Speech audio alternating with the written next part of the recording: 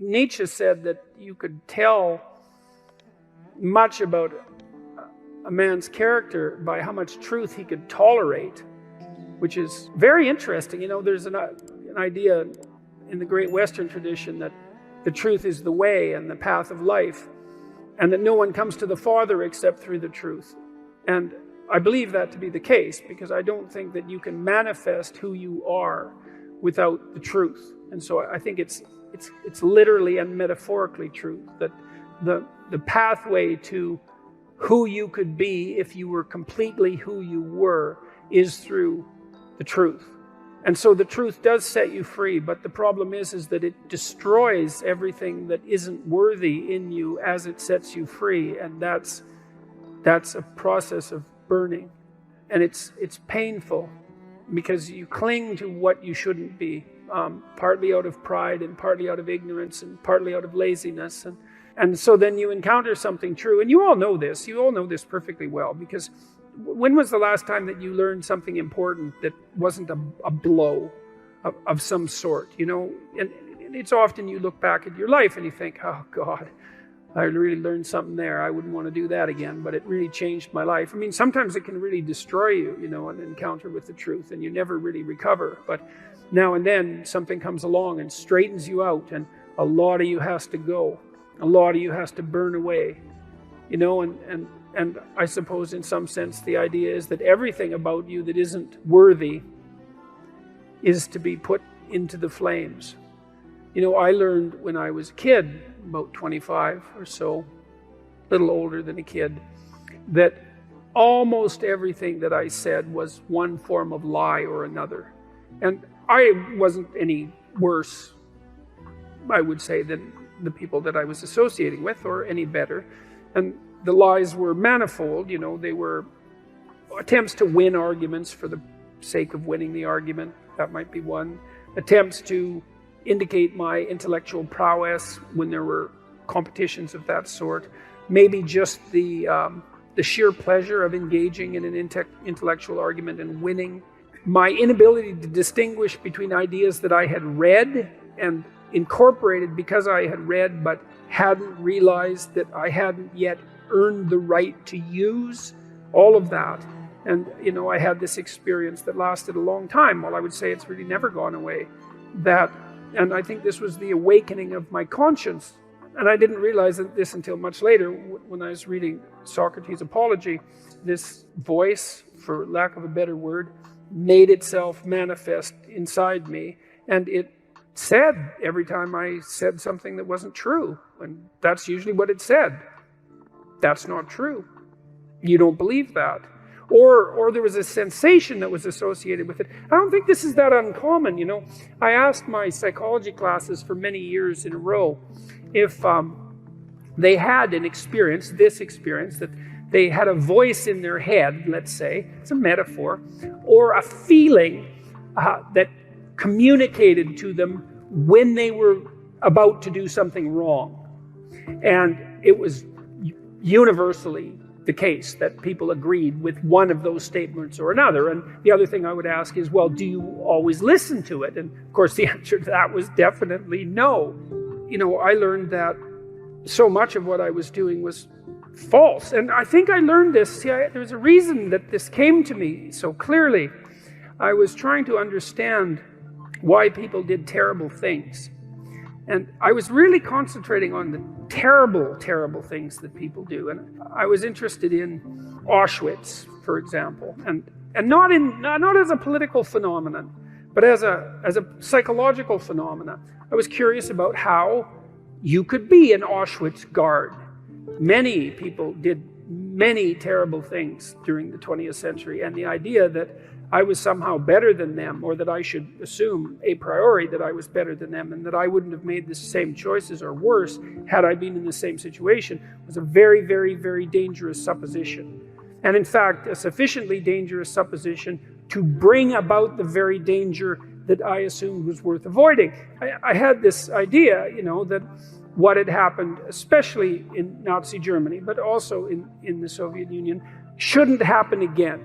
That what we needed to do, because of what happened in the 20th century, especially because we also managed to create hydrogen bombs, that we had become so technologically powerful that there wasn't time for that anymore. The time for that was over, and that we really needed to understand why it happened, and that perhaps we could go deep enough in that understanding so that you could stop it.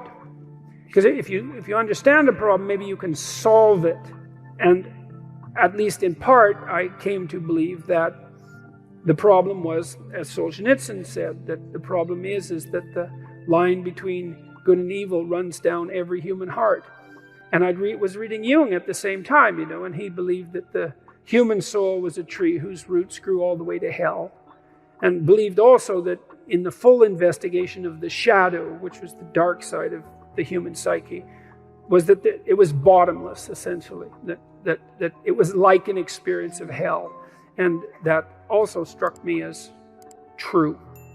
The way to stop those sorts of things from happening was to stop yourself from being the sort of person who would do it, who would even start to do it. For me, it was a matter of understanding that if we want this sort of thing to not happen anymore, then we have to start to become the sort of people who wouldn't do it, which seems rather self-evident, all things considered, unless you believe that we're the pawns of social forces, for example, like the Marxists do. And I don't believe that, because we're also the creator of social forces. And we're also capable of standing up to social forces, because I would say the individual is more powerful than the social force, all things considered. Interestingly enough, that the way to stop such things from happening, the way to remember properly, is to understand that you could do it, that you could do those terrible things, because the people who did them were like you, and that the way out of that is to stop being like that. And the way you stop being like that is, well, at least in part, by ceasing to tell yourself lies that you don't believe in, and that you shouldn't act out. And that's made a huge difference in my life, for better or for worse. I mean, it was a very uncanny experience, I would say, because it's very discombobulating to experience yourself as fragmented enough so that much of what you do and say is actually false. It's a lot of work to clean that up. A lot. The consequences are, in principle, worthwhile. Understanding that was part of what drove me towards clinical psychology, say, and away from political science and law and from politics in general, because I started to believe that, and I think this is the great Western idea, which people were quite irritated about, by the way, on Q&A last night as well, that the proper route forward for the redemption of the individual and for mankind as a whole is as a consequence of the redemption of each individual. And I truly believe that. And I believe that that occurs as a consequence of adherence to the truth and courage in the face of being. That's rule one, right? To stand up straight with your shoulders back, is to take on the onslaught and to enter the contentious ring, and to do more than your best, because your best isn't enough, because your best isn't as good as you could be. You have to push yourself past that, and that's, as far as I can tell, where you find what you need in life. You find the meaning that sustains you in life, and you find the patterns of action that redeem the world, both at the same time. I mean, life is a very difficult business. It's fatal, and it's full of suffering, and it's full of betrayal and malevolence. There's nothing about it that's trivial. It's all profound. And in order to find your way through all of that capacity for hellish experience, let's say, you need to develop a relationship with something that's profound. And you have that capacity. And what could be more profound than the truth? And what would you rather have on your side? And you might say, well, that's obvious, and of course everyone should do that. And then you need to know why you don't. And the answer is, well, the burns are still healing.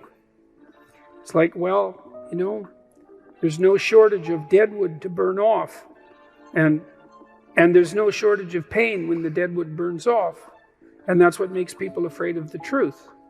Maybe that's why Moses encountered God in a burning bush. Who the hell knows? But there's something about that idea that seems to me to be the case. And so, what's the decision that you make? You decide to believe. It's a risk, an existential risk. It's an act of faith. You believe that the truth can set you free. You believe that people have an intrinsic divinity about their soul. You decide that you're going to live in that manner and that you're going to let everything about yourself that isn't worthy of that goal die. And that might be almost everything that you are. And that's a terrible thing to contemplate. The only thing that's worse, I would say, is the alternative. Because the alternative is the sorts of hells that we managed to produce around us and that we produced with particular expertise during the totalitarian regimes of the 20th century. And it would be a good thing if we decided collectively and individually not to go back there again.